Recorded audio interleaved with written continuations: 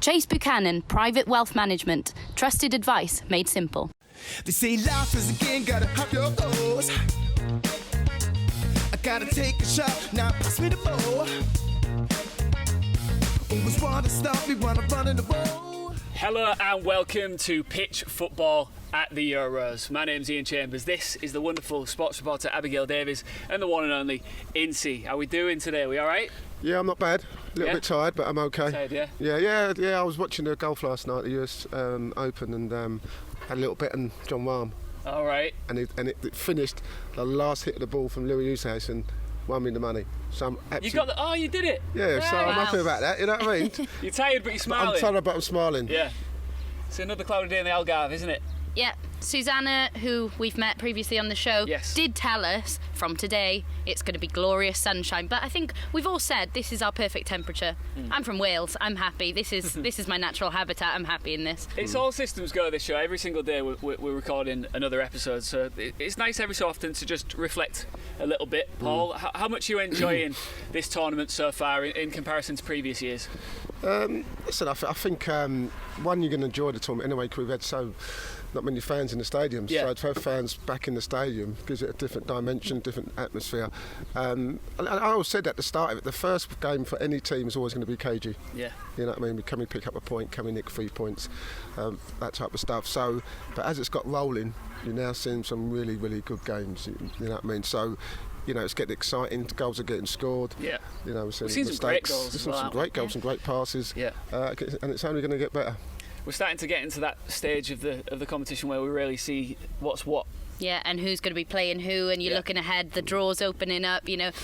With that Wales result, I know it was a 1-0 defeat, but you're starting to look ahead at who we could possibly face. And then, you know, even as the most pessimistic of fans, I'm looking then ahead at who you could get in the quarters, because you might be surprised to know I'm not actually that optimistic. I give it the big one on the show, but I'm actually not that optimistic about our chances. To be fair, as I say, knockout football. Yeah. You know, anything can happen in knockout football. You know, someone gets sent off. You know, ridiculously. You know, even Empadu got sent off. It was a poor decision. Yeah. So anything can happen. So when you say, oh well, if we get past the 16, we might get knocked out. You don't know. You know, you really What's don't football know. if you can't dream? Yeah, exactly. I agree with you. And I just think things can happen. So don't be too pessimistic. You know, I think that's a lifetime of supporting Wales and getting so close to qualification and always missing out. But yeah. Well, it's speaking of starting to see how tournaments are beginning to unfold, let's talk about our own little tournament that we have going on the Pitch Football app. If you haven't downloaded the app yet, when should they do it, Paul? Now. Get on there, check out the foreplay section, and you can get your opportunity to potentially win a round of golf with Paul Ince. Some amazing other prizes on there as well. So basically what you do is you get in there, you make your predictions on if you think these teams are going to win, lose or draw as the tournament unfolds, and you get points for every single time you guess correctly. Let's just take a quick look at the leaderboard as it stands, because it keeps changing every single day. I'm seeing Donny White's was up near the top not that long ago. Now Brownie sitting top of the leaderboard on 790 points, over 100 points clear of Jamie Bennett. Looks like Brownie might be working on his swing at the minute. He's Paul. flying, isn't he, Brownie? He's flying. Yeah. Absolutely flying. So get involved if you haven't already. Like I said, it's not just the golf that's up for grabs, there's lots of other spot prizes too. Right, let's reflect a little bit, because later on in the show I'm very excited to say that we are once again able to talk about England, because today is the day. But first of all, can I just say, Brownie, he's already got an advantage over you, because we've got our little competition about predictions. He's battering you at the moment. What's that got to do with me? You know what I mean? Because he is. He's clearly predicting a lot more right than you are at the moment, or either of us, to be fair. I'll put myself in that same bracket. Okay. Let's before we talk about Wales, because I know you're itching to talk about Wales. She is. Let's talk about Switzerland. She's Spencer me. Spencer Twitch. Spencer Twitch. Switzerland, Turkey is a game we can now look back on a little bit. Liverpool's Shaqiri was at his absolute best, wasn't he? He was. Took his time. But listen, we know he's a talented player. Just didn't get enough game time at Liverpool to show it. But yesterday he was amazing. His two finishes were sublime. Which was your favourite? I think the last one, you know. Yeah, it was beautiful, the last wasn't one, it? I just took it. You know, he can do that. He can do that in the tournament, and you know they've shown up. You know, when you looked at after the Wales game, I was thinking, I'm not too sure about Switzerland. I'm not sure whether they can get through. Yeah. But the Turkish have been such a letdown. It's sad, really, isn't it? Not a point on the board. It isn't, and actually before the tournament even started, people were saying Dark horses. Turkey, dark horses. And they've been absolutely... We've been saying that about no nearly points. every team. No points. And they've been One diabolical. goal, 8 conceded. They've been diabolical, to be fair. Yeah. Feel sorry for the fans as well, because it's once again, like, we've all been looking forward to this tournament, but yeah, not so good for Turkey. But Mbolo's been one of the standouts for me. I think he's such a great player, and do you know he's the only Swiss national player who has his own dedicated song? Is it? Yeah. Do you want me to sing it for you? No, thanks. No, thank you. The governor says no, but I say yes. Yeah, do you? You can do it at the end of the show. Okay, yeah, I'll do it at the end of the show. At the end of the show. You give him permission. Yeah, you can at the end of the show. But I did say Mbola would get a chance to move to the Premier League when I first saw him. Well, that's why I brought him up. I teed you up nicely there. Yeah. So we got a song at the end of the show from Abby. But yeah, do you know, he said, and the thing I like about him, he said, because he comes from Cameroon, he came over to Switzerland, and he said that football is the thing that helped him settle in Switzerland, and I think football can be such a key in that respect. And his shirt number is even down to the number bus he used to get to training, which I quite like. I like that. No, I like that. Yeah, nice touch. Well, Switzerland are now in pole position to qualify as one of the best third-place teams. Do you think they'll get there? It's not in their hands anymore, but they put themselves in a decent spot. All you can do in these type of games is put yourself in a position where you've got a chance of going through to the next round. Yeah. And they've certainly done that. Have you seen enough from them that potentially, if they do squeak through, they could progress through the next stage? Yes, I think so. Yeah. I think in that last game there was so much pressure on them to get the result. I know they probably would have been told about what was going on in the Italy-Wales game, but I think, the fact that they stepped up in that last game and their key players came through, Zuba with 3 assists, and I do think that if Shaqiri can perform like that as well consistently, and Mbolo, then they've got a chance, and I do think that they could cause an upset if they do get through. They're on 4 points, minus 1 goal difference. I think they've got enough. If they make it, the momentum on their side now, it's like if you're going to come into form, it's probably a good time to do it, isn't it? Yeah, of course it is. And we talk about timing, we talk about the Germans, we talk about how they struggled in the first game, even though they played very well for me, in my opinion. Yeah. But it's kind of building yourself into that form. Switzerland are doing that. Listen, we can't get kind of hoodwinked into the fact that it was Turkey. Turkey have been the whipping boys in this tournament, I hate to say. So sometimes people get kind of clouded where they're flying, they're doing well. They've not played really anybody yet. So it's more about the journey they get through. Who do they play in the last 16, as Abby says? If they win that, who do they play in the last quarters? So it's all about who you get in the next round. I do know we need to talk about Wales. Yes, we do. Do we? We do, but a lot of my friends and a lot of people who watch this show are really fascinated by your facts. And if you don't have one today, that's fine. But if you do, I'd love that. The chin one was the one that really blew my mind. If you didn't see our latest episode, apparently humans are the only animals in the entire world that have chins. Have chins, yes. Do you You're going to say don't have chins, and I was like, I know I've got 3 of them. But I've got a fact, but I'm not going to use it. Oh! He built us up. I'm a little bit tired after last night. Yeah. You know what I mean? So I'm just we can save it. I'm going to save it for tomorrow. We'll bank it, yeah? We'll bank it, yeah. That's a reason. Another reason to choose it tomorrow it's the reason I'm going to turn up tomorrow, to be honest. I was a little sceptical because of the weather and things like that. I've turned up today for the fact, and he's let me down, so... I'm looking forward to stop at England tomorrow. But let's now get stuck into Wales. Yes. Right, beaten by Italy 1-0, but you still managed to finish top of Group A. You must feel good about it. Second, that's what I meant to say. Second. Paul, I've never seen you turn so quickly, even on the pitch. The Italians top, sorry. The Welsh finished second. Yes. Do you know what? Never has a 1-0 defeat tasted so good. I woke up with a beaming smile. It mattered as well because of goal difference as well. Yeah, absolutely. And we were obviously seeing the Switzerland score coming through, and when Switzerland went 2-0 up, I was thinking, squeaky bum time here. Yeah. Properly squeaky bum time. But if you think back to before the tournament, a lot of the bookies said that we were the least likely to qualify. We were the least likely to get through that group. They were fancying Switzerland, of course. Turkey were on a good run, and a lot of people didn't fancy us for it. I think it was very difficult yesterday. I know people say Bale didn't have much of an influence, Ramsey didn't, but it's very difficult to get your forwards into a game when you're against such a high press, in my opinion. I think Danny Ward, again, a standout. Joe Rodon. I don't know, Danny Ward's kick was a bit suspect yesterday. His distribution but he pulled off some good saves. He had some decent saves. But, I always look at the game and I just think, listen, Italy made 8 changes. Let's get that right. Yeah. It's kind of played into Wales's hands. You know what I mean? And I always think when you start these tournaments, the fact that Wales played Switzerland, You know, got them off to a good start because they got a point. You know, I think if you play the Italians first and you get beat, it kind of changes the whole dynamics, doesn't it? So it's kind of worked out well for Wales in this group, but they deserve what they've got. They deserve what, I mean, you're right, Bale and Ramsey were non-existent yesterday because the Italian team was so good. And that scored four goals, I think Swiss, or 3 goals or something like that, and Wales had to concede 3. So the game plan worked. I'm glad they're through. I really am glad because I've enjoyed watching me too. I've enjoyed watching them. And then even their little 500 fans that go over there, travel the world to see them. It's the great. one thing I would say is, Mm. of course, 8 changes and you can't take away that they've got that strength in depth. But Verratti coming in, if he hadn't been injured, he would have been in that starting 11, surely, in the first 2 games.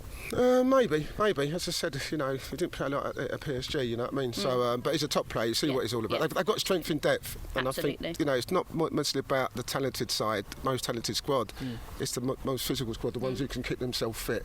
You know what I mean? Have strength in depth, and you're right, bringing on players like that. It's interesting because we spoke about you know the depth of the Italian squad and whether or not we'd see them switch it up.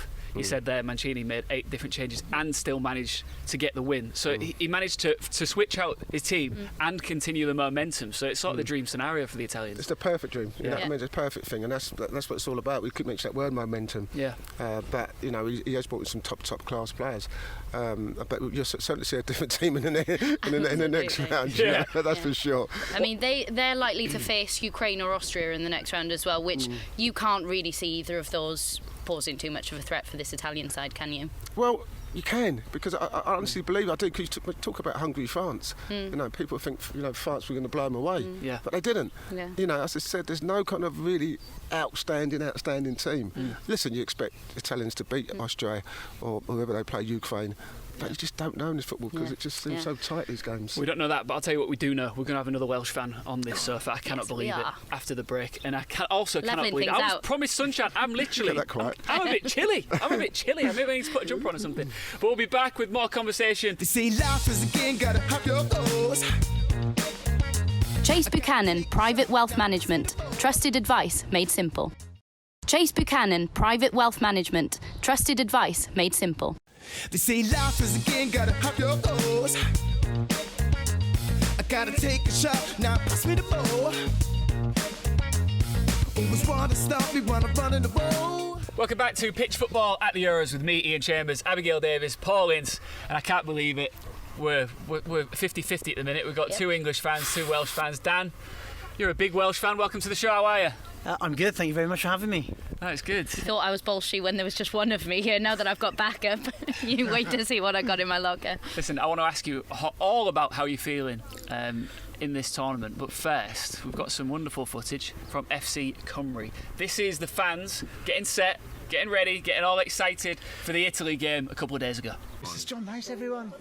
You're right. Yeah, very good, John. So, not a 1-1 draw for you? No. 6-0 win for us. Easy. No problem, innit? We're done. I literally have nothing to say to a 6-0 win. This is fantastic. But listen, this is a Tom Pentra song, Hold. I know you're a Bulldogs man yourself. I am, yeah. So I've just roped in these 2 from in there now. Yeah. I'm teaching them the chords and the words as we go along. Yeah. If you haven't checked out John Nice's song, which is When Wales Play Away, or is it When Wales Play? It is When Wales Play. We were just discussing earlier how it's much better than the official song, weren't we, Lawrence? So live, isn't it? So give us the full SB then. How was it? How did it all come about? We met in Budapest, right, for the first time, and that's where the song came about. It was about. I was trying to experience what it would be like for the Wales team playing away, and it felt like we were playing at home, playing away. So that's what it was like. Yeah. So it was from that gig. It was from that gig, which right. was an incredible gig. You should go back and watch that on FC Cymru. It was absolutely incredible. Well, it's not quite Budapest. I mean, no, the Ronda has this beautiful charm though, with this stunning view behind us. Are the lads ready? Do you think? I don't know. Are you ready? John, are you ready? All right, they're ready. John, they're ready. All right. Well, listen, let's run you through a few more. Marie Sian Davies, Good Luck Wales. Richie Thomas, is he on FIFA? I don't know what that means. What else have we got? Tim Cruz says, come on, Cymru. About the song. No, it's about the song. Oh, it must be. Fantastic. Listen, thank you all for that. Norman Vaughan, pizza for breakfast. Oh, come on, Norman. Yeah, fantastic. Well, listen, I hope you all enjoyed the game. The boys are just about to give us a tune. When Wales Play Away by John Mouse. Take it away. We will see you on FC Cymru's Yours Tour very soon. When Wales play away, it's like playing at home. And when Wales play away, we are playing at home. When Wales play away, it's like playing at home. So please don't take me home. And now I'm skinned, but this replica kit from 83 is well worth it. I look so smart with a dragon on my heart, yeah, it's worth it. Oh, when Wales play away, it's like playing at home. When Wales play away, we are playing at home. When Wales play away, it's like playing at home. So please don't take me home. Thank you to FC Cymru for that wonderful footage. Ince, Yes. Should we give him the floor? What do you reckon? Yeah, I think so. That's just their moment. So there you go, Danny boy. Thank you, sir. Very kind of you. Don't say I don't give you anything, all right? Very kind. Dan, whereabouts in Wales are you from? I'm a Newport boy, but I've escaped and I now live in Cardiff. And where are you from? Neath. Neath. Girl. Is there a big gap in between you guys? Well, I don't know anything about Wales. Cardiff fan, Swansea fan. But you all come together. Absolutely. There's no rivalry when it comes to watching Wales. For sure. No rivalry at all. We all support the national team. Together stronger. That's the motto, and we live it and breathe it. So we touched on, the result a little bit earlier on, the Italy result a couple of days ago. Yes, you got beat 1-0, but you did manage to finish second in your group. How are you feeling? A bit frustrated, to be honest, because there was a couple of players that didn't perform. And we actually missed some good chances. Like Gareth Bale missed a volley at the back post, which he should have buried. He had all the time in the world. Aaron Ramsey had a one-on-one with the goalkeeper, and he kind of just did nothing with it. Instead of opening it up and sticking it in the back corner, he kind of ran into the goalkeeper with it. So those two chances go in, and you win 2-1. So yeah, a bit disappointed from that perspective, but at the same time, absolutely over the moon. We've got it in the group. We're into the knockout stages, and now it's kind of knockout football. So anything can happen. He's right, Paul, isn't he? They did miss some key opportunities that could have changed the game completely. Yeah, well, listen, you say that, but I think, listen, if Wales would have scored, then the Italians would have stepped up a gear. Let's be honest. But he's right, Danny's right. Gareth Bale missed a sitter. He had time to bring it down, control it, compose himself, and put it in the back of the net. But he snatched it. Which is something you don't expect from someone like a world-class player like him. But saying that, you got to look at. We spoke before the show, before the first half, and Abby was saying, getting through to the next stage is the objective for the Welsh squad. No one ever envisaged that they'd do it, but they've done it. So as much as you can worry about the Italian games, getting through to where they are now is a great achievement, and hopefully they've got a long way to go too. I think the best thing, other than the final whistle, the best thing that happened in yesterday's game was when Kiefer Moore came on, because we knew he was on a yellow card. And Gareth Bale just grabbed him and said, whatever you do, don't get a yellow card. But I'm not sure why he brought Kiefer Moore on. Well, I don't understand the logic behind it. I completely agree. We were watching the game here and we thought, right, I can understand why Page hasn't started Mepham, Davies and Moore, because they're all on a yellow card, and you're thinking, get through this and then they'll definitely be in the starting 11. So when he brought Moore on, I thought, what are you trying to do here? We're 1-0 down now. If we go on to lose this 1-0, but Kiefer Moore picks up a yellow card, we've still lost the game and we're without him in the next game. So that did frustrate me. Ben Davies came on as well, and to be honest, that did annoy me, because I thought, if you're going to risk them from the start. What's the point in introducing them when we're already a goal down? And Dan had to put up with me saying all of this yesterday, and he's now having to relive it. Yeah, we were shouting at the telly, weren't we? And it was quite funny because Kiefer Moore was told to go on and jump without using his arms. So if you look at the way he was jumping and the way he was kind of pressing the Italians, he was clearly trying not to grab them, trying not to kind of use any kind of physicality, because he has been kind of giving away free kicks with his physicality in international football. He doesn't get away with it as much as he does in the Championship, so it was quite funny to watch. really. But yeah, it was slightly strange, those decisions. I don't know whether Bob Page had one eye on the other game and the goals going in and thinking, oh, do you mean we've got to kind of try and do something here to make sure that they don't score again, change it up. I don't know, but yeah, we're through. So when you look back, because obviously you're at this stage now and you're feeling great, you're feeling confident, you've seen some fantastic performances from your side. Do you think that you were underestimated coming into this competition? Yeah, I think we definitely were. People have mentioned 2016 a lot, and they've just. Especially you. I've hardly mentioned it. Especially you. But they've mentioned it and then said that we can't replicate, and I think there is, to a degree, there's an ignorance around what we do and what we have. The togetherness carries, a lot of that. You hear Aaron Ramsey talking about the togetherness, and that does compensate for not having strength in depth throughout the side. I think the one thing you can say is not starting those 3 players yesterday who were on a booking. It shows that we don't maybe have that strength to come off the bench, whereas the Italians can make 8 changes and still look compact and composed all over the pitch. I don't know whether you agree. Well, I think it's not just together stronger. I think people underestimate this. Actually, in the last 2-3 years, we've only lost to France and to Belgium. Do you know what I mean? Before yesterday, so we've come into a good vein of form. I think we've had something like 9 clean sheets in the last 12 games. We beat Mexico. Do you know what I mean? They were kind of top 10 side. So actually, we've been playing well. We beat Hungary to qualify for the tournament. Now we've seen how well Hungary can play. So actually, over the last 2-3 years, we've been no mugs. Do you know what I mean? We've held our own. And we've come into it on a good vein of form, so I think people have definitely underestimated us, and yeah, do you know what I mean? We'll see how far we can go now. Do you know, I've got to say, I am still very annoyed about that red card yesterday.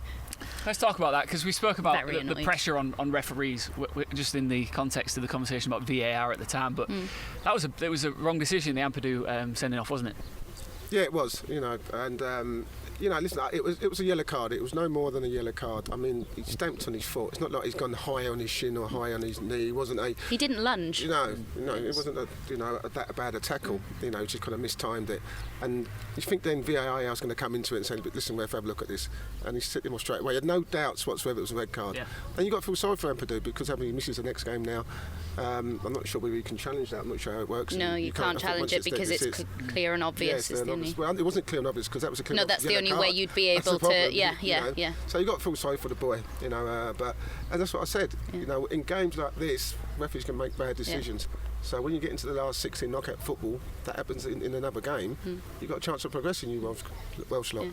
And that's the one thing we did say, didn't we, was that Ampadu wasn't having a great game. I prefer him in front of the back line instead of part of a back 3. And we were saying there were so many misplaced passes from him that actually when he did go off, it wasn't that bad because he was putting us under quite a bit of pressure with the misplaced passes. So we kind of thought it kind of balances it out slightly. Well, I said that was the most disappointing thing. Yeah. Ampadu really did not have a good game. He was sloppy in possession. He didn't look himself. Like, I'm a massive Ampadu fan. I think he's absolutely phenomenal talent. Yeah. But yesterday he just wasn't at the races, and that was a problem for us. So actually when he went off, we were a bit better in possession. So it's funny how these things happen sometimes, isn't it? Do you mean? But yeah, not having him available for the next game. Massive blow. We've got a few minutes left, and as much as these Welsh accents are making me feel a bit queasy, and I can't wait for the break. I'm kidding. Says the boy from Hull. Exactly. Now we've got a minute left, Dan. Listen, let's get real for a second. What are your expectations, and what would be a good finish for Wales in this tournament? I think we've got a good opportunity to win the next game. It looks like it could be Russia or Denmark. We've beaten Russia before. Denmark we've lost to twice over the last couple of years, but they're beatable. And then if we can get through, and it looks like we might have the Dutch in the next round, and then Dutch are looking good, but it could be same as 2016. We could turn up on a day and overturn them like we did the Belgians in 2016. So quarterfinals or semi-finals for us. Semis? And I think that'll be brilliant. Do you hear that? He said semis. He needs to stop drinking, didn't he? He needs to stop drinking. We've seen it before. We've seen it before, and we'll do it again. 2016, right? We're even better now, though. We've got to go to a break. Dan, thank you so much for joining us. Best of luck. We're loving how Wales are progressing in this tournament. If you haven't downloaded the Pitch Football app yet, you better do it right now, and we'll be back after the break. See you in a minute. They say life is a game, gotta have your goals. I gotta take a shot, now pass me the ball. Chase Buchanan, Private Wealth Management. Trusted advice made simple. Chase Buchanan, Private Wealth Management. Trusted advice made simple. They say life is a game, gotta have your goals. gotta take a shot, now pass me the ball. Welcome back to Pitch Football at the Euros with me, Iain Chambers, Ince and Abigail Davies. I like this ratio a lot more now for this quarter. It's better, isn't it? Yeah. 2 Englishmen and a Welsh woman. Welsh lady. A Welsh lady. And I've got my mic back. Oh, he's got his mic back. He's happy as Larry. He's happy as Larry. It's because Dan knew that we were talking about England, so wasn't here for that. Yeah, there you go. Right, before we talk about England, let's talk about Croatia, Scotland. This is a must-win for both teams. It is. It's a big game for both teams, and Croatia need to turn up. I mean, all their stars have not really turned up, to be fair. Modric, Bojovic, Kovacevic, he's not turned up neither. So they've got some star players. Now we need to see them in this final game. But it won't be easy against the Scots. You know, they've got some great confidence going into this game, having to get the point against England. So they're feeling like they could probably nick this game. How much will Billy Gilmore's absence, of course he's tested positive for COVID, how big an impact is that going to have? Well, listen, you go on the performance against England. Excuse me, for someone so young, you know what I mean, to go in a high octane game like that and be the man of the match, which he was, to be fair, it's going to be a big loss. But you've got to think to yourself about the lad. He's thinking, I didn't play in the first game, I play in the second game, I play well, so I'm going to play in the next game. All of a sudden, this COVID hits again, so he'll be heartbroken from such a young kid. I mean, and that's why you want Scotland to progress. So hopefully you might get some game time in the later stages. And the thing for me that stood out about his performance is, and I think the commentators mentioned it, he seemed to be blowing early on. And first 20 minutes, I thought Mount had the better of him.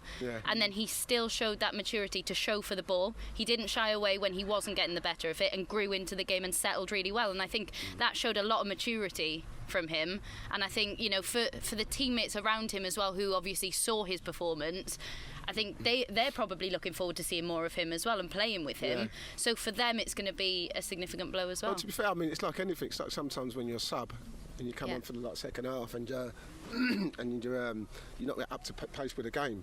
Billy Gilmore kind of found that right at the start. You know what I mean? He hasn't been playing a lot. It was a pressure game, the atmosphere, and sometimes when you're nervous, you lose nervous energy. Right before a game, you get nervous energy.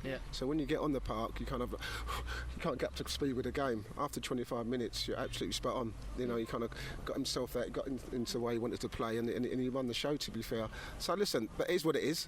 Scotland got to move on from there, and I'm sure they'll be okay. How difficult, how difficult is it to go the other way? You're blowing after 20 minutes, you've used that nervous energy, and you're thinking, gosh, I've not been in the game yet. Can it go the other way, where you shy away from it and you retract slightly?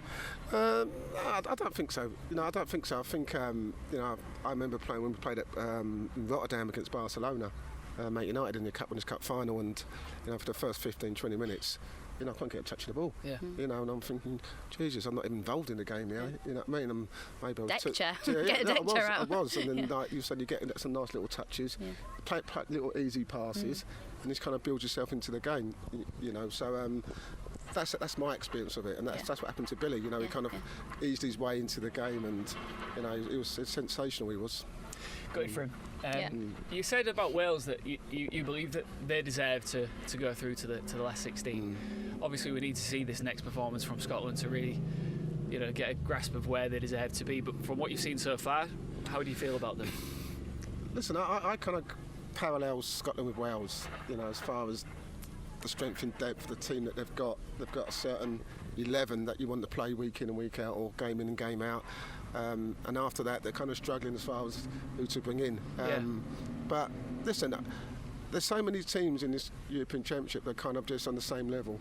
Because you say Scotland and because you say Wales, doesn't mean they're any worse than Russia, Denmark, or Finland, or teams like that. And that's what we're kind of missing, that point. They are, and the way they say the togetherness that we talk about, in these teams, where they know they're not as much quality as the other teams, they show an effort and desire and togetherness. And I parallel Scotland with exactly the same as well. So, the performance that they did against England, was absolutely spot on. Tactically, Steve Clarke got it absolutely spot on. Unfortunately, Southey didn't, but they did from a Scotland point of view. So, as I said, there's no reason why they shouldn't go into this game against Croatia fearing. England have already beaten Croatia. Scotland put a great performance against England. So they should go there with bags of confidence. It's interesting though, isn't it, that Croatia have gone from an outsider's point of view, it's Croatia will finish second, and now they're monitoring Scotland, and they're having to watch what other teams in that group are doing. So you wonder whether that will impact them negatively as well. Well, you also think because obviously the pressure's always on Croatia because of 2018. Yeah. Which is what they achieved in the World Cup. So when you look at those teams on paper, or just in name, you go England, Croatia. Yeah, the other two are going to struggle. It's not panned out that way. As I say, it's been a strange season. And fatigue can set in, and that can help in performances. So you're right, Croatia were one of the favourites. Now they've got to show it. This is their last chance to redeem themselves, really, isn't it? Do you think we need to see the Croatians make some changes to the team from what you've seen so far, Abby? I don't know who you're bringing in. Yeah. I think Croatia are probably along the same lines of they've got their starting 11, and outside of that starting 11, I don't see anyone that's breaking into that starting 11. Yeah. Modric, again, man of the match in the last game. I think he's obviously crucial and central to everything that's good about them. I think he's going to show up personally. Well, he did in the last game. Yeah, I think he's got to decide where he's going to go. I think Brozovic didn't start the last game, came off the bench, so obviously he wasn't happy about him against England. It just decides whether he goes up front, whether he goes with Rebic, Kramovic or Petrovic. You know what I mean? They're the three. There's a lot of itches in there, aren't there? No, but they're the ones he's got to look at. Rebic has been fantastic at AC Milan, but he's not shown that form yet. So he'll have options, but it's a must-win game for them. Will home advantage help Scotland, do you think? I didn't get to check. I didn't get to check. But you like to think so. Listen, that like the Welsh fans, they're going to be up for it. There's going to be plenty of noise. And it just depends how you take it. You either brace it one way or the other way. It either puts pressure on you, or you excel in the atmosphere that you've got. So you'd like to think home advantage would be the ticket for the answer, but I'm not sure. Well, home advantage was a talking point on the Euro Bureau this week with James Helder. He sat down with Lee Bullen, Brian Dean and Maddie Cusack to discuss it all in detail. When we look at the home advantage that some of the nations have got in this tournament, England in particular, Scotland and Wales, we've got a massive advantage, the fact that our home fans are allowed to the games. How crucial, how important could that be in the tournament when it comes to motivation and getting the players up for a game? I think that's massive. I think especially having not had fans for so long playing in the domestic league, I think now coming to the international games and such a big tournament, it'll be an amazing feel for the players to get the fans back behind them, especially the home fans, home city.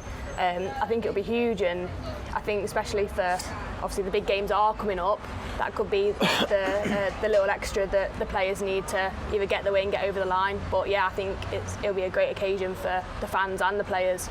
With the semi-final and the final at Wembley, should the boys get to the latter stages, how intense, how important could it be? Could it be a game changer, the fact we have home advantage? Yeah, I think so. I think definitely. I think, like we said, having the fans there is just an amazing feeling. And I mean, all the players commented on it after the game of how amazing it was to have the fans there supporting them. And you kind of forget that they are at London in Wembley. It kind of feels like they should be like abroad or somewhere different. But the fact that they are at home, I think it'll only give them the confidence, and hopefully, it'd be amazing if we did progress to the last stages, and I think that's obviously what everyone's hoping for.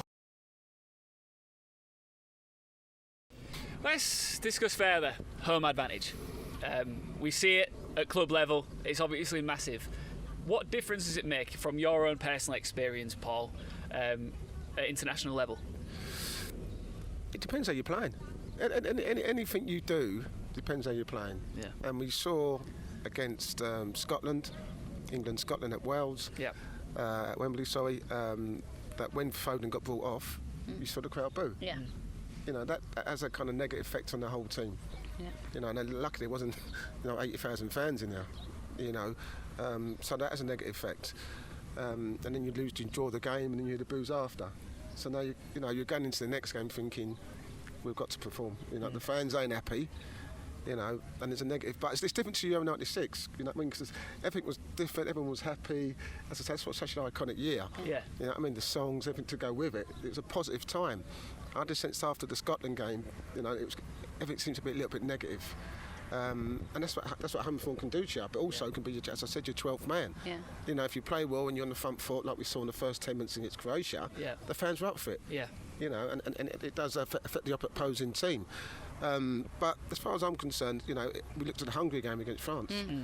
60,000 fans. It can have such a massive effect if you're performing well. If the expectations on England to beat Scotland like it was, and they don't play well and they don't get the right result, then the fans are going to be on your back, and that's the same in any sport. I think as well, like English players have come out after that match and talked about the excessive noise, I think was the word during that game and afterwards. I do think, I'll be honest, I think the overreaction was unnecessary. I don't think you played that well against Croatia, and I don't think you played that badly against Scotland personally. But I think fans, especially afterwards, it's not going to help. Coming out and saying about the excessive noise and addressing it personally. I don't think that helps from a player point of view.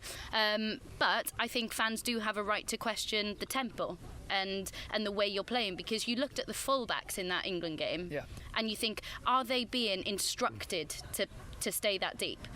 Because they can get forward. Are they being instructed, and is that what they're being told off the pitch? So I think it's a balance. No, it is a balance, but I also think when you talk about fans and when you're playing games, sometimes you think, is it us who gets the fans going, or is it the fans who get us going? And sometimes neither all happens, and that's what we saw against Scotland. What we do here is we discuss, we debate, we predict all things football. If you haven't already downloaded the Pitch Football app, it is the ultimate platform for fans just like you. Not to engage with the likes of Ince and Abby, but with each other. Fan time's amazing. All of the other features within the app are really well developed and exciting to be part of. So if you haven't downloaded Pitch Football, make sure you do. When should they do it, Paul? They should do it now. Yes, they should. I think we need to dedicate the next quarter entirely to hyping up the England versus Czech Republic game, and we'll do that in a couple of minutes' time. See you then. Come on, boys. They say life is a game, gotta have your goals. Chase Buchanan, Private Wealth Management. Trusted advice made simple. Chase Buchanan, Private Wealth Management. Trusted advice made simple. They say life is a game, gotta have your goals. I gotta take a shot now. We're back. You're watching Pitch Football at the Euros with me, Iain, Abby, and Ince. Come on now, Ince. Let's bring the hype. I'm starting to feel it now. We are not far away from yet another England encounter. Czech Republic. What's your gut telling you? How are you feeling about this one? I'm feeling a little bit apprehensive. I don't know why. Is that on the back of the Scotland performance? Yes. That's the big Mac he had last night. Probably the whole nation are feeling that way at the moment. A bit apprehensive and not sure what performance we're going to get out of the England boys. But I think the England-Scotland game, it's probably a good game for us in a funny way, because it shows that the performance levels weren't great. It shows that the fans, weren't accepting performance like that.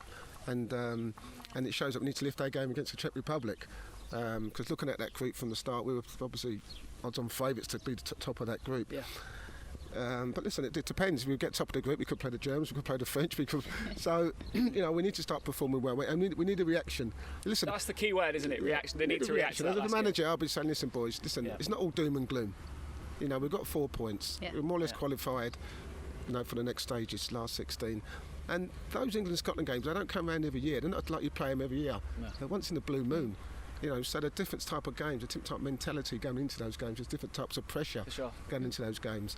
But that said and done, we've got a big game now where we've got to show the fans that we're capable now of putting a performance that gives us the belief that we can go and try and win this tournament. It's about team performance and reacting in that manner, but also individuals need to step up here. I personally don't reflect on Kane's performances that negatively. He's been getting a lot of stick, but I just don't think he's been getting the service. Harry has been confirmed by Southgate. He said he's going to start once again. It's the right decision in my opinion, but he's going to be looking to make a massive impression here. Yeah, absolutely, and I think it comes back to, we mentioned the fullbacks and the impact that they have on a game. You need them getting forward and getting the ball to the byline, putting those crosses in for him. I think you mentioned, didn't you, after the Scotland game, you can't really do much as a striker if you're not getting that support, and then you drop deep. And then you've got nobody up top when you do get the ball. So yeah, it's a big game for him. I'm interested to know what he'll have been doing in between those games. From the Scotland game, are you having a social media blackout? Are you taking yourself away for a bit? What are you questioning? Are you questioning your own performance? Are you watching the videos, or are you just trying to think, I want to remove myself from what's happened and just take this as a new game? Yeah, Harry Kane's mentally tough. He reminds a bit like Alan Shearer, and. It was just like Alan Shearer. Fans were going mad in the Euro 96 when Alan Shearer was in the starting lineup against Switzerland. Because he hadn't been scoring for his club team. Les Ferdinand just got PFA Player of the Year, was scoring goals for fun. And fans were saying he should have been starting. Now, obviously, Shearer scored in the second game. Harry Kane didn't score in the second game.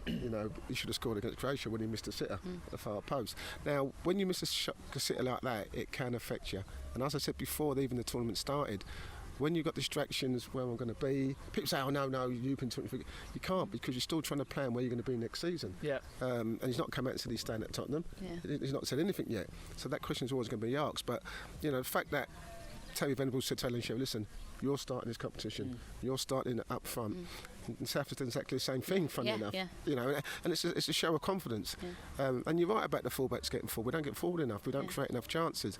But I also go to the fact that Harry Kane needs to stay between the two goalposts. Yeah. What he's done at Tottenham, and he's got a lot of adulation for that, coming deep and setting up goals for Son or whoever it may be. But I don't want him to do that for England. I want him to stay up there and allow the players like the Mounts or the Grealishes and the Fodens to get the ball deep. He doesn't need to come deep and get the balls. We want him in between the two goalposts so he can score goals. So, listen, it's a big game for Harry Kane, because if he doesn't perform, listen, I can accept him not scoring, but I want a performance from him. You need him creating. I need him creating and bringing people into play and looking sharp and looking like he's hungry. He doesn't look hungry at the moment. And whether it's all the games that he's played, he's had a couple of injuries, remember, this season, and throughout the last 2 or 3 years, he's had a lot of injuries. So he doesn't look sharp. I want to see a sharp Harry Kane. And if you get a sharp Harry Kane, then we'll win this game. You think we'll get it today? I do. Think we'll get a sharp Kane? I hope so. Listen, he'll be aware of all the criticisms that's going around. It's very hard to get away from it.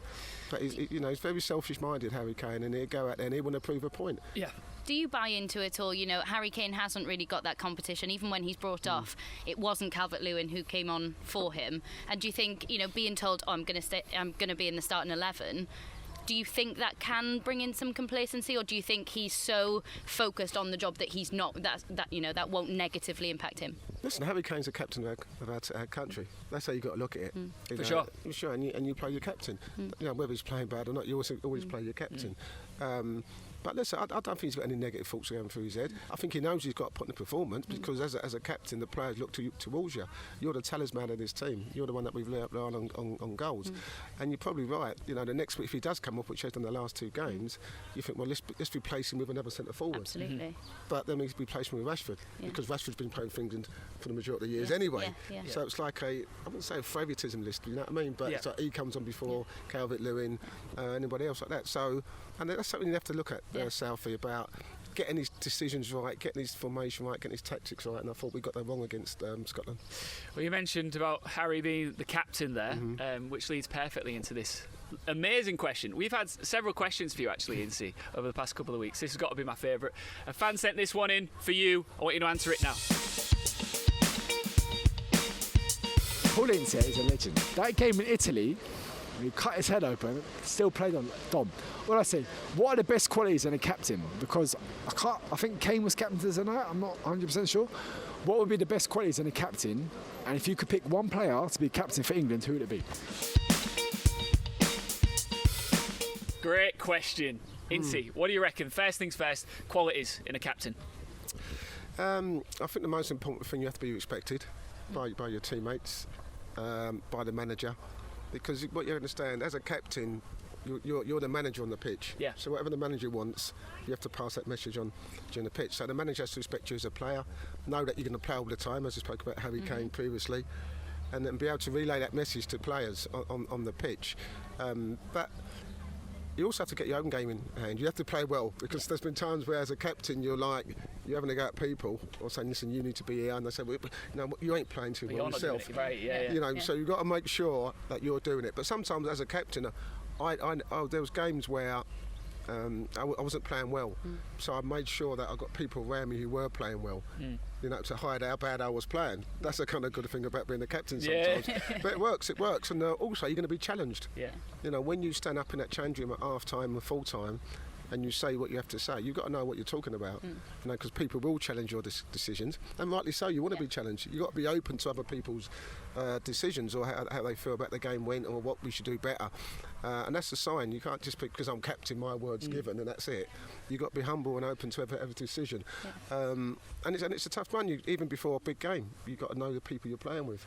Are they nervous? What's the nervous signs? What do you say to them? Some people you can put an arm around the shoulder, and some people you you got to get them going. It's man management. It's man management. So you've got to sense those people, and get that feel around the change room before you start talking to them. Do you think, as a captain, because I know a lot of people say, you know, about Harry Kane, he leads by example, but do you think you need to have a voice as well? Because, you know, people say leads by example. Is that enough as a captain? Listen, I mean, David Beckham wasn't the loudest captain, but he would speak. Yeah. You know, and that's when we talk about, you know, leadership qualities. We talk about characters. There's not enough in the game. Yeah. And that's why I talk about Jordan Henderson being a major miss, because you've got to have a voice. Yeah. You know, people look to their captain. Yeah. You know, if a manager's trying to get a message on and you don't speak as a captain, what chance you got? Yeah. You know, nowadays they write bits of paper. It's that bad. They're going, you know what I mean? Yeah. So I think you need to have a voice, and I think that's something Harry Kane should have learnt by now. Yeah. No, he's 27, 28 now. You know. Well, the second part of that question of the lovely fella who'd sank a few beers, who's speaking right after the Scotland game there, was who would you have as captain? I think if one player that I'll have in the team as captain, and it won't be in the present squad, obviously it'd be in the previous squad, would probably be, I don't know, there's so many, you know. Yeah. You know, Shearer, Tony Adams. And you had characters again, didn't you? So it's... Myself. throw him in there. Throw myself in there. You're not going to say yourself. No, if there's going to be one, it would be Brian Robson. Yeah. Without a Great doubt. choice. Captain Marvel. Yeah. Don't get that name for nothing, do you?